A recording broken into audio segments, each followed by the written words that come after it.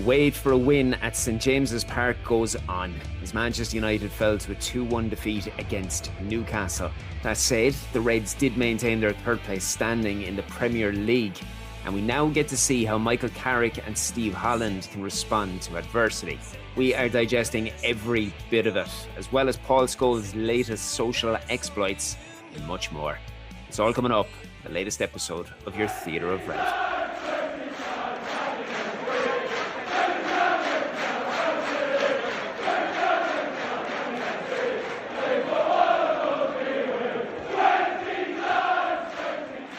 Michael Carrick has endured his first defeat as Manchester United head coach following what was a largely lacklustre display against Newcastle at St James's Park. Now, the Reds did retain their third place standing despite the 2-1 result, and they now have 11 days to lick their wounds ahead of the arrival of Aston Villa. Make no mistake, this was a poor showing against a side reduced to 10 men for half of the game, and it was a deserved loss, one that has followed some questionable performances of late. But that doesn't mean that the sky is now falling around Old Trafford, as some on social media would have you believe. Wouldn't you agree, Mr. Pilger? I would, absolutely. I mean, this defeat has been coming, unfortunately, in the last few games. So it's not... I mean, it was a bit of a shock the way it popped up in the 90th minute, of course. But I feel this is Carrick's first defeat in, is it 11 or 12 games? Over his two short reigns. I feel this is it was coming, and maybe that's a good thing. You get it out of your system. It was in the same week that Liverpool lost, that Aston Villa lost. So I feel fine. I don't feel fine with it. Defeat is awful, and particularly in the way it was delivered. But if you look at the bigger picture, to use a cliche, things are still extraordinarily positive. Yeah, of course they are. You mentioned Carrick's first defeat. After the game against Crystal Palace, the club obviously tweeted that throughout Carrick's two separate tenures, the first one was only 2 league games, but that he had the joint best record of any manager or head coach in the Premier League after 9 games. Which is incredible. It also reminded me how well Ange Postecoglou started at Tottenham, because it was a joint with him. And of course, that led to the following season, a 17th place finish, and unfortunately a Europa League Cup win over United. But that's extraordinary, really. I see that Carrick is leading the odds, is the bookie's favourite to be the next United manager. But I think we take it in our stride, that record. That's incredible. I mean, if you think that's better than any manager other than Postecoglou or the equal, it was incredible. It's astonishing. I've been one of the greatest advocates for focusing on the good, even through all the bad times over the last few years. But you also must look at the other side. And I don't think it took any sort of a football expert to realise that United were second best from the opening whistle on Wednesday evening. Given the poor track record that we've had there in recent seasons, we last won there under Ole behind closed doors over 5 years ago. It was pretty evident that Newcastle were going to burst out of the blocks, as they always do. But then, with a return to a short gap between fixtures, because this was only a 3-day turnaround after the victory against Palace, I think the toll of this once more identified some of the issues within this group, namely with an aging Casemiro being forced to go that little bit further and lasting only 60 minutes. Add to that what has been a concerning pattern of rather pedestrian displays against West Ham, Everton and Palace. And the conversation has now immediately shifted to what this team can and cannot do. All that said, though, heading into the dressing room at the break, you've just equalised. You know that you're going back out to play against 10 men. Now, I know some people will turn to the squad and the lack of options, which I intend to get to later on. But regardless of that, when you got players like Kobbie Mainoo, Bruno Fernandes, Bryan Mbeumo, Matheus Cunha and Benjamin Sesko all on the field, surely these international names are capable of managing a game better with a numerical advantage, Sam. Yeah, absolutely. I think, as you say, I mean, if we'll discuss that later, the squad, we didn't have much from the bench that could change the game. It was flat. It was really flat, and it was flat against Crystal Palace on Sunday as well. Strangely, that red card really helped United. I also think it also there was a late flurry against Palace, but it also went very flat after Sesko's goal. There was 20 minutes where it really went flat again, and United were nervy.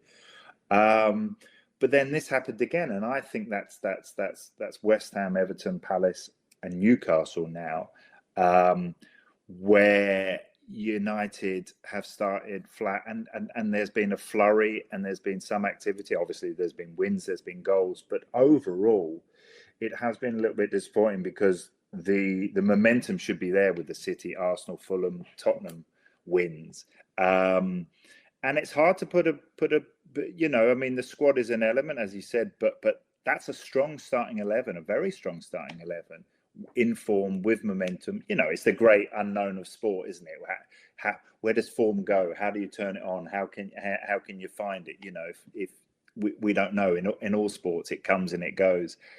But that was very, very disappointing, because that is, a big, United on Sunday knew if we win this, we go third, which felt incredible. United kind of stumbled to a win. I mean, the red card was everything really in that game against Palace. That did change it. In a way, it didn't against Newcastle. And Newcastle, to their credit, it looked like, I felt like, hang on, can we check? Have they slipped a sub on? Because it looked like 11, and that is to their credit. I mean, unfortunately, I think they'd lost 4 of their last 5 or 5 of the last 6. Even that win still puts them in, in the bottom half of the table. But it's difficult to know. And I think the gap now before Aston Villa in 10, 11 days' time will probably be helpful, because when you lose, you want to get straight back out there. But United in this brief Carrick spell, when they've dropped points, has come immediately after a game. So at West Ham, another really flat game. I was at the London Stadium that night, and that came a few days after Spurs, and then this comes a few days after Palace, Newcastle. So in fact, there you have it. The times this Carrick United have dropped points, it has come after a game. It has come 3 or 4 games, and we're bemoaning the lack of games, and then we're given an extra game in the week, and we don't really step up. So I think this won't be a bad thing, the 11 days till Villa, to work on it, to find out. Because Carrick looked a bit confused, didn't he? He looked frustrated. He was like, why isn't this happening? He was using basic words on the sideline like faster. Should you be saying this to Premier League players? Well, you do. But there was a lack of intensity. So he's got to, with Steve Holland, sit down and his coaches and work out what's going there. Because, it wasn't just Newcastle. I think that's 4 games now. United were a minute from losing to West Ham. Everton, it was an impressive performance, a fantastic break and a good goal, but that was a flat performance. And to get 3 points from that felt fantastic. Again, Palace flat. The red card changed everything. And to be fair, they took advantage. And then Newcastle flat again. So there's a pattern there, and there's a 10-game gap now. And let's hope they find some solutions. But for United to get of that run of 4 games, 2 wins and a draw, I think is pretty good going, really. It's particularly good going when you consider everything you've said about the nature of the performances. But it also does leave that slight little bit of a worry in the background, because if it had been flipped entirely and you were looking at very, very strong, promising performances and you weren't getting the results, you'd look at it and you'd say, if they continue to play like this, the results will eventually follow. So there is a slight concern when the performances are as flat and pedestrian as they are, because the same can be said about the natural flow of results that will occur if those performances stay that way. But when you look at this first team group and those who are missing presently, I think it's fair to say that we are without our first choice central defensive partnership in Lisandro Martinez and Matthias de Ligt. As I've regularly beaten a drum about, Sam, Leach's importance to this team is as close to as imperative as it can be. But I think you can stretch that. They're then unable to call on the services of an informed Patrick Dorgu, for example, who offers that option on the left-hand side that we don't have. And then even that of Mason Mount, who, when he's fit, is also a stellar option to start or to come off the bench. And when you take all that and you factor it into yesterday evening, the sum of all parts lead to Diogo Dalot, Joshua Zirkzee, Tyrell Malacia, and Manuel Ugarte, who, in fairness to him, did have an impressive cameo now, and that must be said. But these are 4 of the 5 options that were chosen to change the game from the bench. And in all honesty, and with the very best of respect to each of the 4 of them, it's not really Champions League quality that we're discussing. So since Carrick arrived, as I said, I've regularly preached about his positive in-game management and just how impressed I have been with him and with Steve Holland and the entire coaching team going out and attacking results. The nature of that attacking results saw Sesko's last-minute goal against West Ham, which salvaged a draw. But I was also left scratching my head a little bit last night. And it is only fair to speak about the bad as well as the good. Because on one hand, they can't substitute what is not available, but this game was crying out for United to stretch play and to make their numerical advantage pay dividends. Yet you decide to leave Ahmad on the bench until there is only 15 minutes left to play. And then you bring on a player who's only played 2 minutes for the football club in over a year in Malacia, when you have the likes of Aidan Heaven, Tyler Fletcher, and Godwill Kokonki ready and waiting, Sam. Yeah. Now, in honesty, it is the first time that I found myself really questioning what I saw from this coaching group. And truthfully, I am very eager to see how they're going to respond to their first taste of adversity. But what were your thoughts on those particular decisions and then the expectations that we have in moving forward? Well, I agree with you in stretching play, but I mean we're a strange side at the moment without much wingers, having lost in one summer Garnacho, Anthony, Sancho, and Rashford. For various reasons, we don't bemoan their loss too much, and we have improved without them. But there is a lack of wide options. Ahmad was one of them. Ahmed's bit strange, really, because amongst Mbumo and Cunha and Seshko all turning up and looking like fantastic signings, he's faded. He had such an incredible season last year with the winner against City, the hat trick against Southampton. Such a crucial player but I think that. To leave him on the bench for so long with a numerical advantage was a mistake. I think he came on with Zirkzee, didn't he? 76 minutes. And Zirkzee, strangely, has made an impact both against Palace. Palace, he could have had a couple of goals. I suppose that's could have with Zirkzee said a lot, but he had cutbacks that were blocked. And last night, I mean, of course, football is a game of fine margins, but that was a hell of a hit.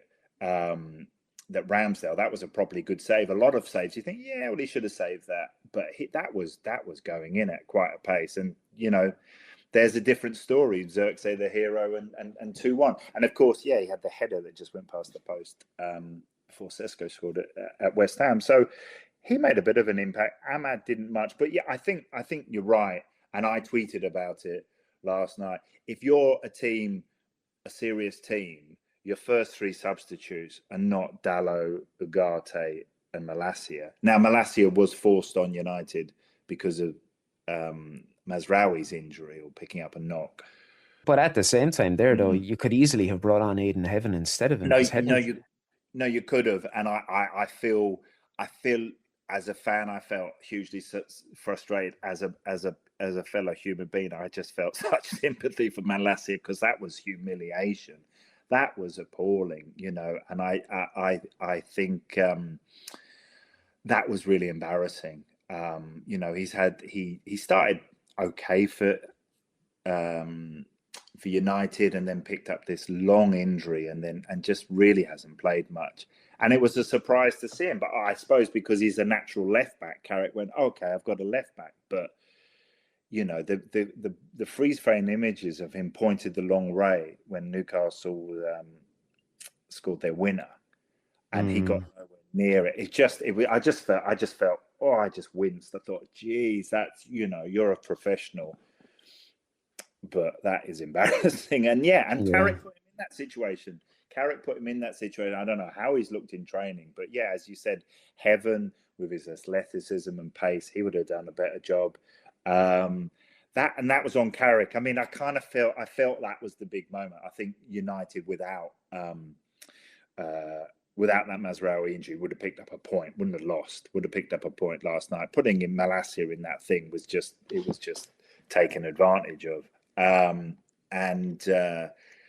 I think Dalot and Agate as well, those first three substitutes. I think if you look in their first few games of Carrick's reign, he was bringing off Cunha, Seshko, and Mount from the bench. Mount, again, another injury of Mount. So frustrating. But Mount scored a goal that should have stood against it was against City, wasn't it? Yeah. So he came on and made an impact. Cunha's come on and got assists. Seshko's obviously got goals. But a few injuries, and our bench just looks... I mean, there's Ahmad. Ahmad is a good sub to bring on. But other than Ahmad, those five substitutes, the four other ones, that was looking really underwhelming, as it proved, because it didn't really change much. And that's the frustration, really. A couple of we had an amazing...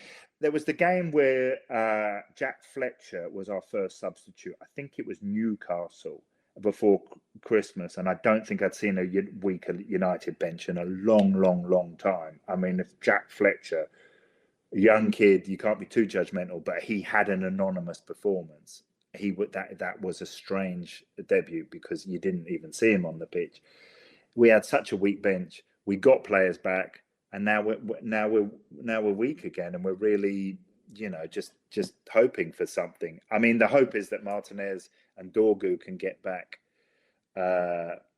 quickly, and gives us more options, but we're still weak. That's not going to change. It is a frustration with having no cup games and just Premier League games that we're picking up injuries. De Ligt, Dorgu, Martinez.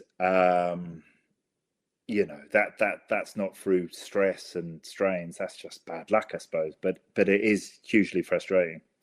You also look at it as well that Mazraoui may have picked up something because he had to come off as well. I just want to clarify to anyone listening here. I'm not jumping down the throat of Carrick and his staff with this. I very much support them and the work that they have done. All you have to do is look at what they have accomplished in such a short time. I mean, it's magnificent. Remember, this is a team that finished 15th last season and was in the bottom half of the table this time last year. We're now sitting third and have this golden opportunity to build on that when we play Villa next. But the thing that I keep coming back to in my head, and anyone who's been listening to the podcasts for a long time, specifically the last few weeks, will know that this is something I've been saying even when we were winning. Last year's issues haven't changed because of this unbeaten run. And I can't help but feel like a lot of these players believe that they simply need to show up at times. And, that's been the case in the past.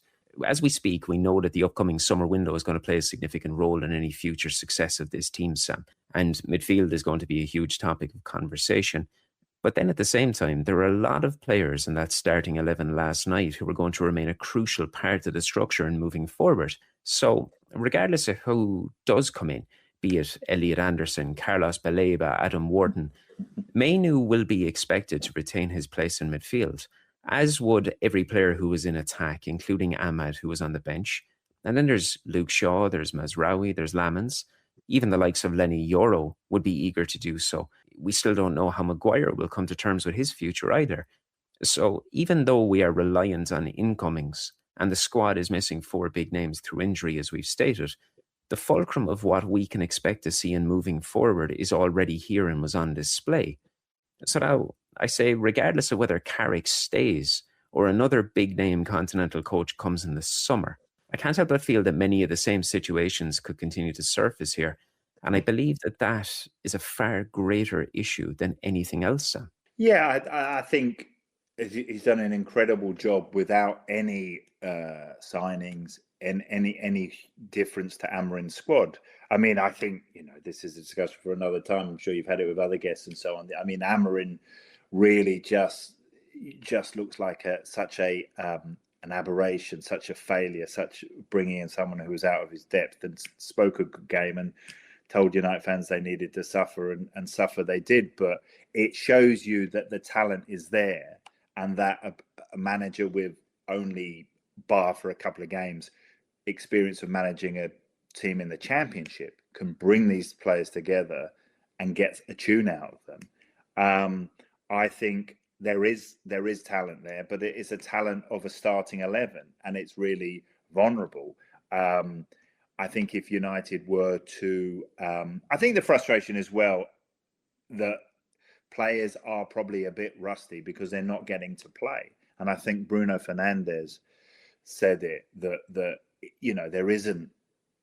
I think we now know is okay. United are third, and that is a success after last season.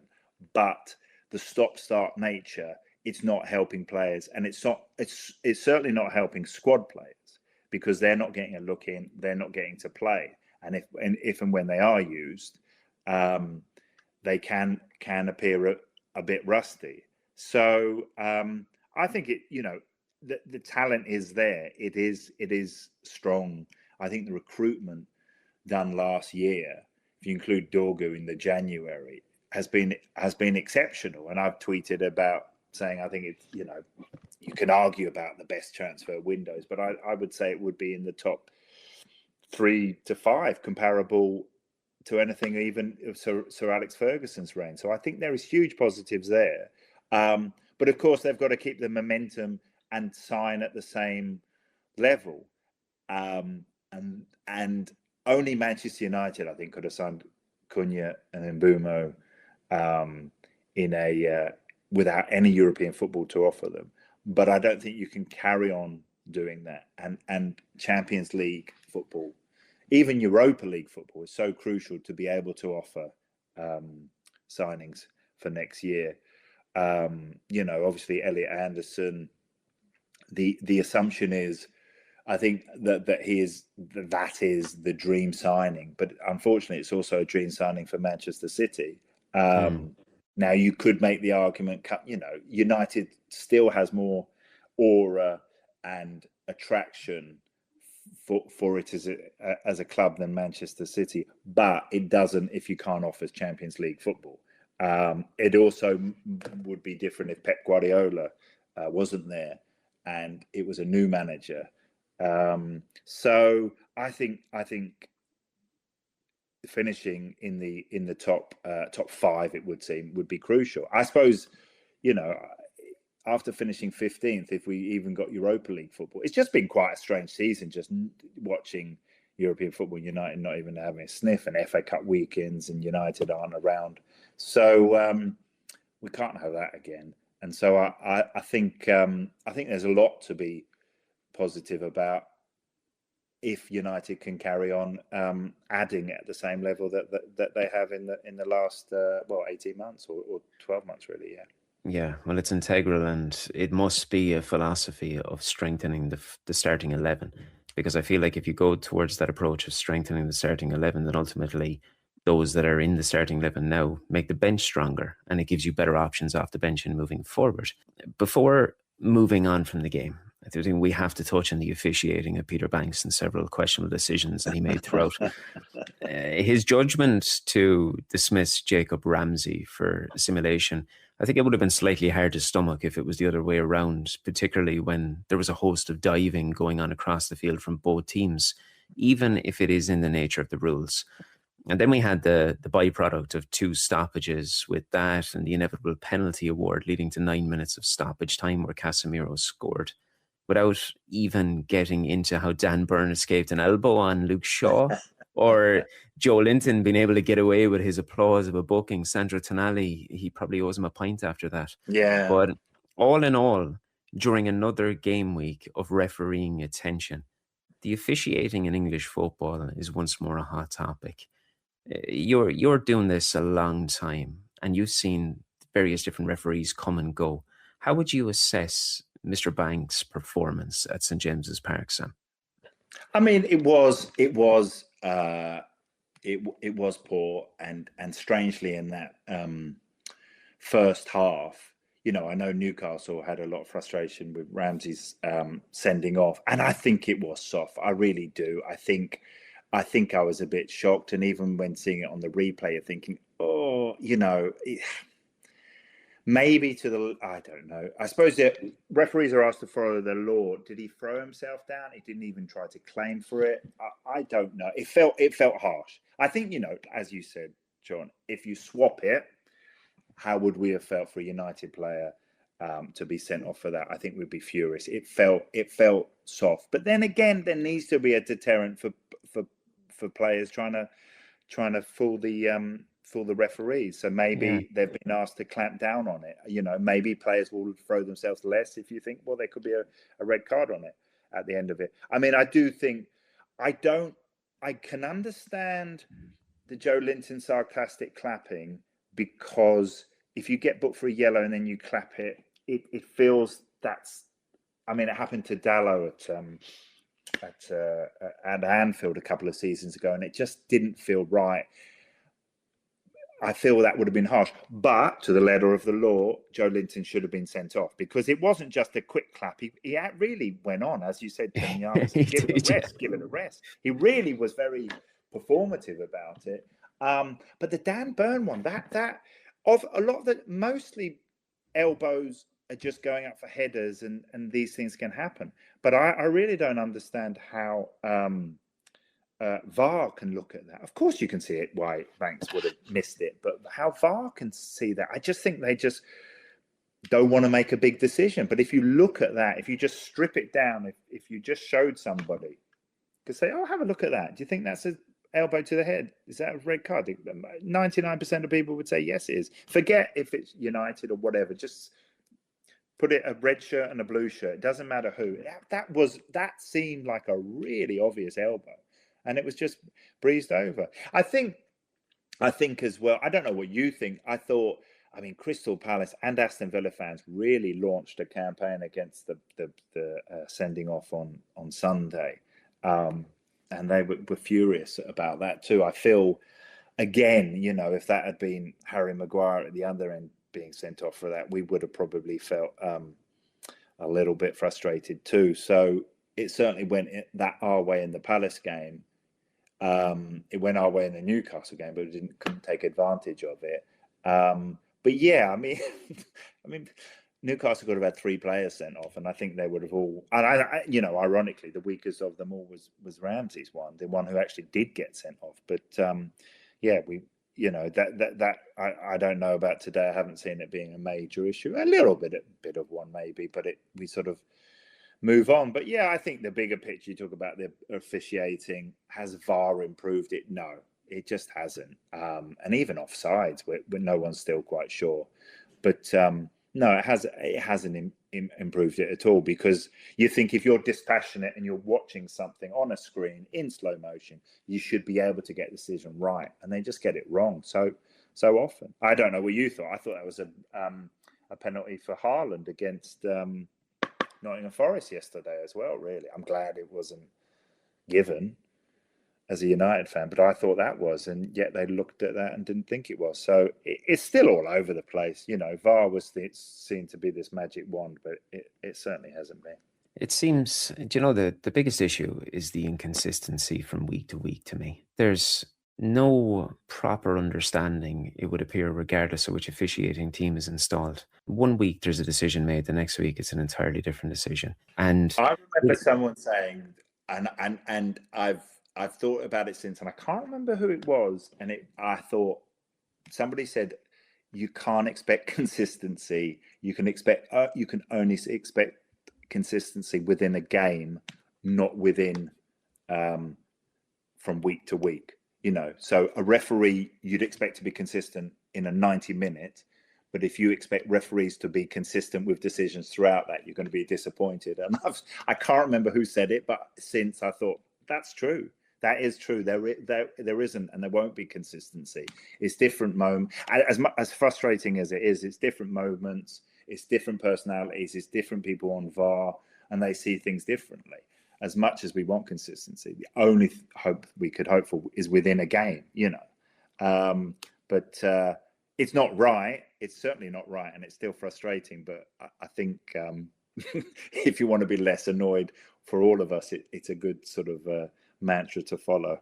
But it is hugely frustrating. Disappointed, obviously, bitterly disappointed. It hurts that tonight. I think we definitely came here in good shape, looking to get something from the game, if not win the game. And the way it panned out, obviously, it's very disappointing. There's no way of two ways about that.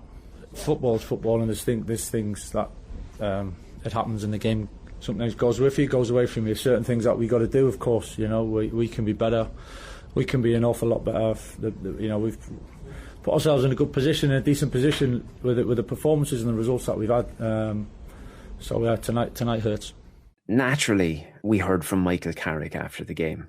He was the first to address everything that occurred in the evening, from a poor showing to the officiating, and how he and the team didn't deliver on their own expectations. For those who have met him, he's an absolute gentleman, and he speaks very well. He avoids any unnecessary nonsense, and he tends to stand up and own his own mistakes. However, this is something I didn't think I was going to be speaking about, because I had addressed it rather largely several weeks ago. But there are many of his ex-teammates who do not toe the same line.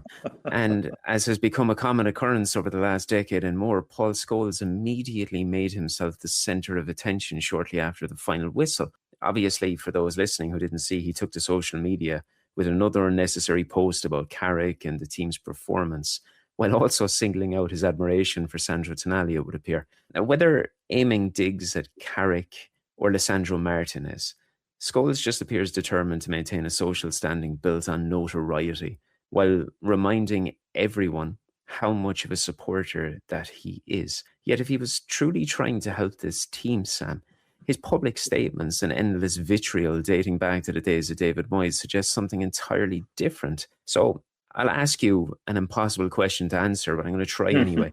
At what point is enough actually enough with Scholes? Well, I don't think there will be enough. I feel, he only recently with Nicky Butt launched a podcast, which for his annoyances can have some good moments. Obviously, they're two hugely experienced players with their insights.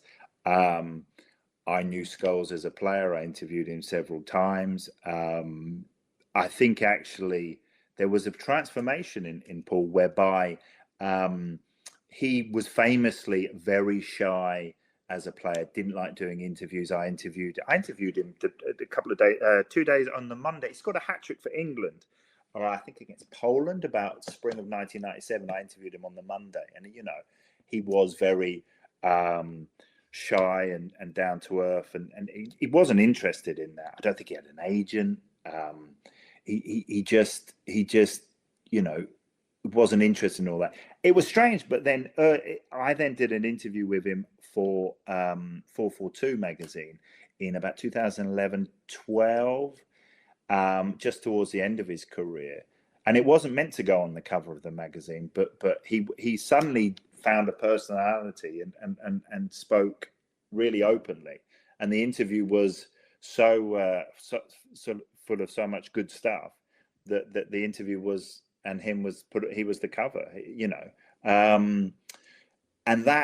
and then he started. Was it with ITV? I think it was ITV or Sky. It was ITV, I think. And then he suddenly found a voice and a personality, and people quite appreciated it. It was a sort of mini Roy Keane, where he was just quite honest and candid, and he always, and his very dry delivery, and that's been his sort of post playing demeanor. But I think that he's recently, with his comments about Martinez before the City game, which were exposed to be silly and wrong. This felt strange. Look, I think they are former United players. I mean, Roy Keane was it in the last week or so. I think this week said Roy Keane said he's not a United fan. He doesn't want them to win. Scholes is a United. Oh no, he grew up as an Oldham fan, doesn't he? But he played his whole career for United. He is a United fan. But I don't think we always want cheerleaders. No. We want some good analysis, and I think sometimes these players have difficult relationships with that. We want their honesty. We want but this is something different. This just felt snide and unnecessary. He's right. United haven't played well, but in the last few games, But I tend to think that actually they've shown some character and resilience and have got, a win away at Everton, a point away at West Ham, a win at home to Palace. We're not playing well. Arsenal are winning a title and not playing well. So winning is important. So you can't say, "Oh, I've been crap the last 4 games," because winning does matter. With Roy Keane, it's a bit more not understandable, but Carrick, as we know, Carrick's wife. Keane commented on Carrick when he was still playing, and it wasn't complimentary. I think it was a European game, and Carrick's wife, bit back and said something derogatory about Keane, and I think he carries that as a grudge, because he even mentioned his wife in the last couple of months. Yeah. Scholes is a bit more. Keane and Carrick didn't play together. Keane left in 2005. Carrick joined in 2006. Whereas, obviously, Scholes and Carrick were teammates for 7 years, and won the Champions League together, in the same midfield. So this one, I don't know. Keane is obvious, wears his heart on his sleeve. But Scholes, I don't know. There is a bitterness there. There is something there. I don't know. It can't be because, he wanted the job or he wants to be doing it. I know best because he's not, he's very briefly been a manager. That's not his game now. So I don't know. It might be, they might talk about it more. I don't know. But there is a resentment there with it. Something's happened. Look, everybody's got egos. Everyone's got some pettiness. Everyone carries grudges. Something's happened, hasn't it? I mean, they've crossed paths. Obviously, they were teammates, and something has happened because this isn't quite natural. This feels a little bit snide and underhand. So I don't know. I think he deleted the story. It was an Instagram story, wasn't it? But in this day and age, that's meaningless, really. I suppose it's not meaningless because people screenshot it. It's out there. I suppose you're allowed to delete something because it's an acknowledgement to say, well, I might have thought this after the game, but actually I don't anymore. And he's deleted it. So I don't know, maybe he'll address it on his podcast. Well, yeah, he'll have to address it on his podcast, but it's a bit unfortunate. Well, I think that was something I was going to reference there, because everything that he does, for every, it's that whole idea that for every action, there's a reaction. And going out and deliberately doing this literally minutes after the final whistle naturally supplies another talking point, which gives them more fuel for their podcast and is going to put more eyes and more ears on their podcast. It's easy to look at it and think that it's personal. But Scholes has been doing this for over a decade, Sam. He started with David Moyes, and literally every single individual that came into the football club, whether they were employed on a full-time basis or as an interim basis, he has attacked every single one of them. This is not something, it's not an anomaly what we're seeing. This is a guy who has decided that he's going to base his entire career after his playing days on notoriety. It's something that actually myself and yourself discussed several weeks ago, that he made a point about how players should be able to take this sort of stuff on the chest and just forget about it, and that it's part and parcel. Yet something I believe you actually said as well, that the second that somebody pushed back on them for saying something, they took offense to it immediately, himself and Butt on the podcast. There's no real cohesion to it. You mentioned Roy Keane. Roy Keane grew up as a Spurs fan. And in fairness to him, he's never actually hidden that. Now, I know he did go quite hard on it recently in the last week and really going out and saying, I don't care if Manchester United win or lose, it doesn't affect my weekend, because he knows that sort of stuff is going to generate talking points. It's this whole ideal that paper never refuses ink, and anything you say about Manchester United is going to stand. But I just feel that with Paul Scholes, I think he could find fault in a manager coming in and winning the treble at this stage, Sam. Yeah, and maybe they're of a generation who did very well out of the game, not as well as the next generation. I'm sure he's very comfortable, leads a very comfortable lifestyle, doesn't need to work again, has millions in the bank that you would do. But there is still that resentment. Oh, it's not as good as our day.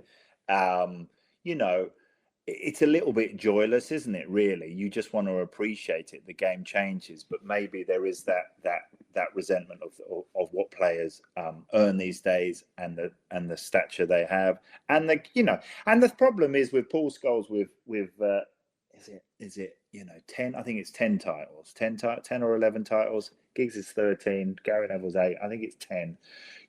No one will ever be as good as me. No one, and as a player, it's probably not far from the truth, but I think you have to be a bit more humble and a bit more gracious in your punditry, because if you're judging everybody by your standards, it's not going to go well. And football's there to be enjoyed, because if we don't enjoy it, what's the point? It is there as a spectacle, and he doesn't seem to derive as much enjoyment as it should. And you're right. I mean, he's not stupid. I don't know how many followers he has on Instagram. It must be a lot, but he's not stupid. If he types something like that out, he knows it's going to get a reaction. Here's you and I talking about it less than 24 hours later. And I don't, United fans don't like it. I mean, for different reasons. Gary Neville gets a lot of criticism, but that's like different because he's a co-commentator and he has to react immediately. And I can understand that sort of heat in the moment. People think he overcompensates a lot of the time, and emotions when you're watching a game are very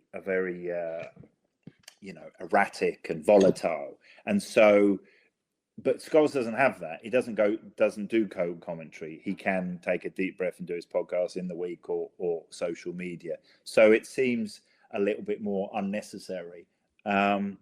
But look, there's a grudge there, obviously, I mean,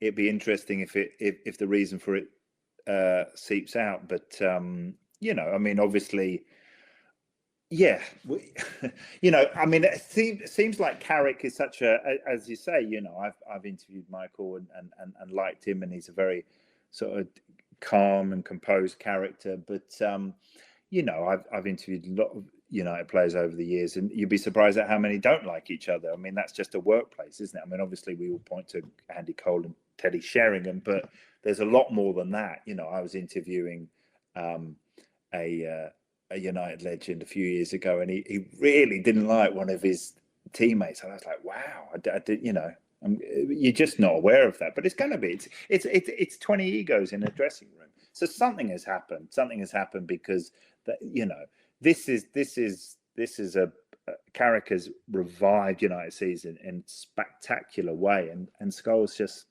is not having it. Yeah, whether something did happen or not is one thing, but you'd like to think that grown men would be able to just put it aside and just look at things in a professional standing. With so much talk about, we'll say, styles and patterns of play, with these broad expectations on how teams should deliver their message in the field.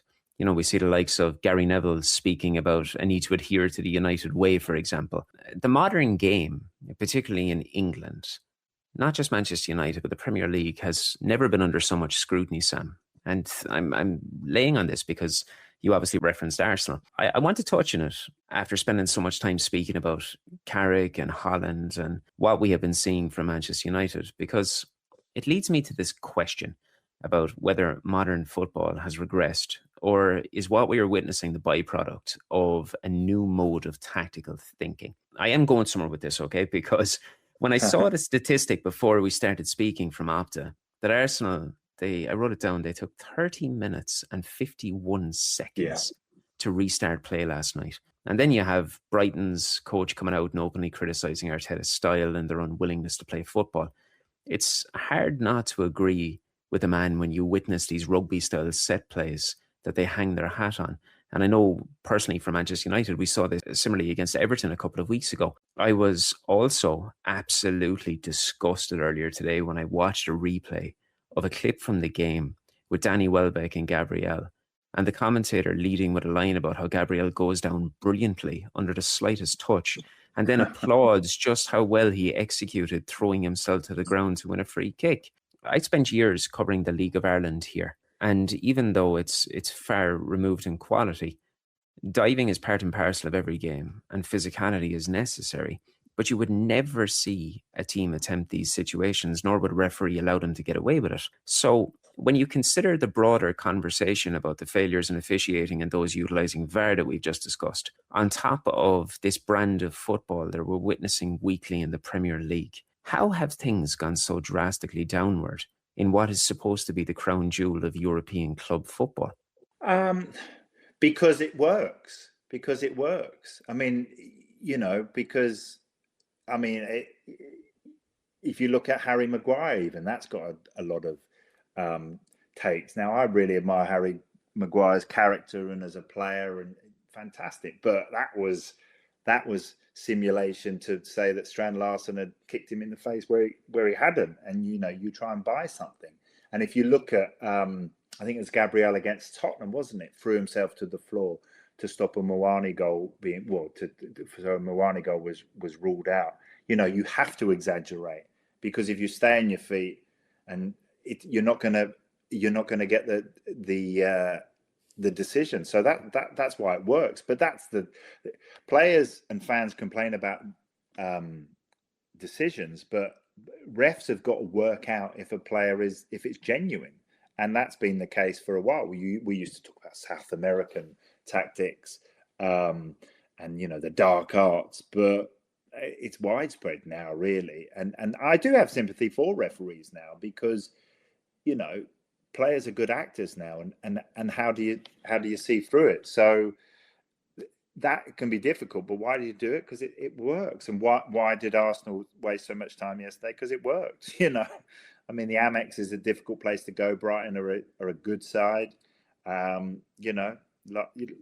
Before last night, the last team to beat United, obviously in the FA Cup, stop the ball being in play.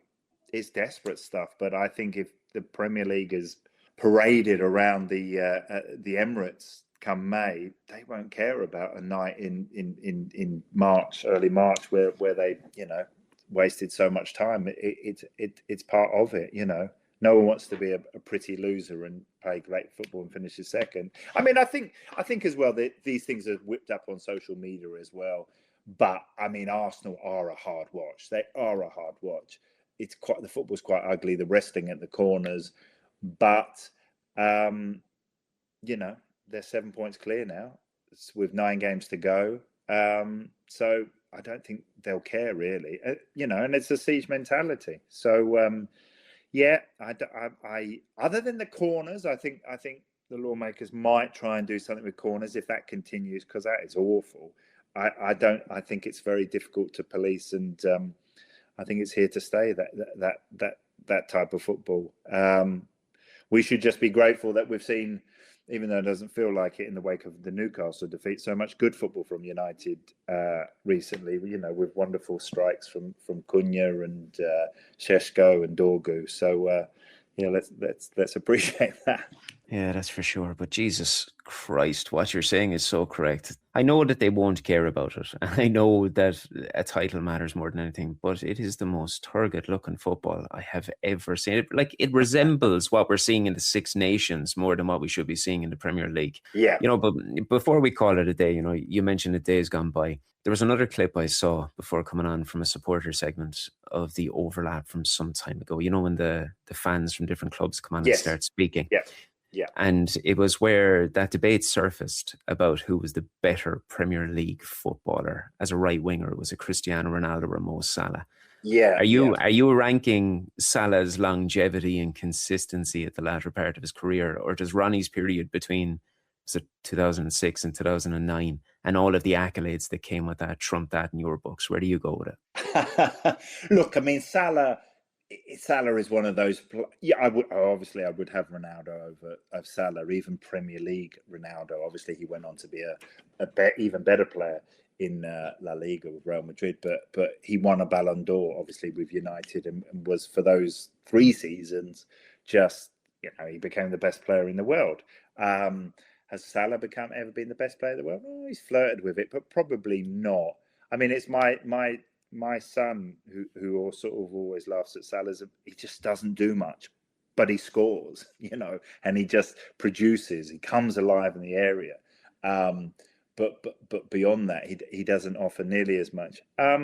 Yeah, I would go with Ronaldo, but I mean, it's like the centre half debate, which gets drenched up with regularity. You know, Terry, Vidic, Ferdinand, Van Dijk.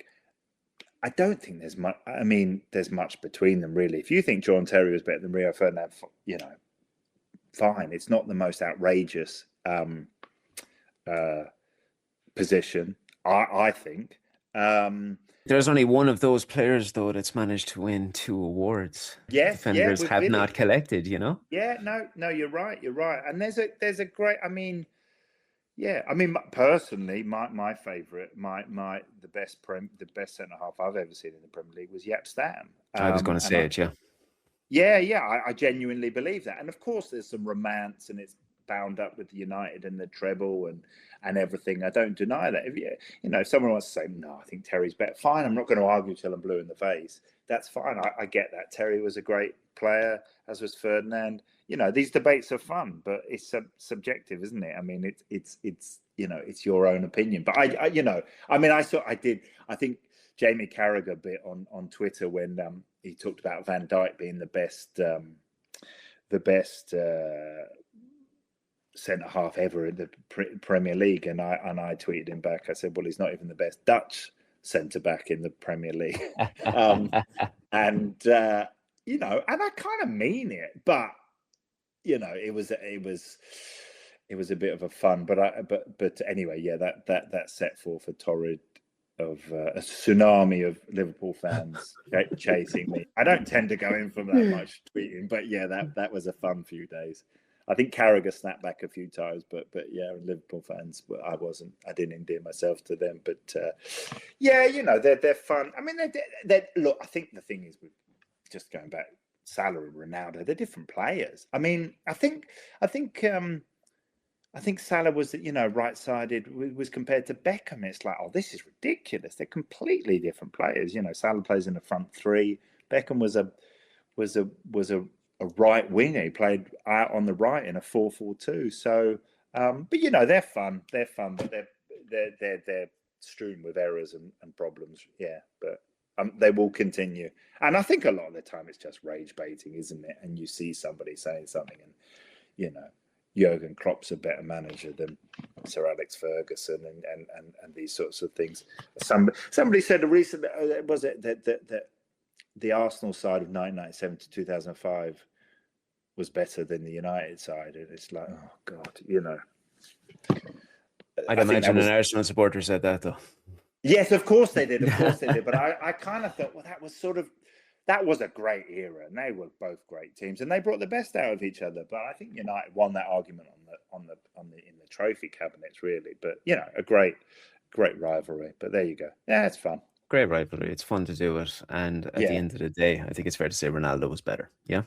Yes, that's fair enough. A lovely chat as always, ladies and gents. Thank you all for your time today. As always, it is very much appreciated. Be sure to like and subscribe wherever you're listening. And if you are tuning in on YouTube, please like, comment, and subscribe to help me grow that platform over there. I neglected it for far too long. As you are all aware, I regularly introduce a variety of names from the industry to share their perspective in an attempt to give you all the information that you ask for in as genuine a manner as possible. No sensationalism or any of that nonsense. And having been established for quite some time now, I'm delighted to confirm that Samir will be joining me once a month for the foreseeable future in a new slot for the Theatre of Red podcast. It's a privilege to get to share the time with the man.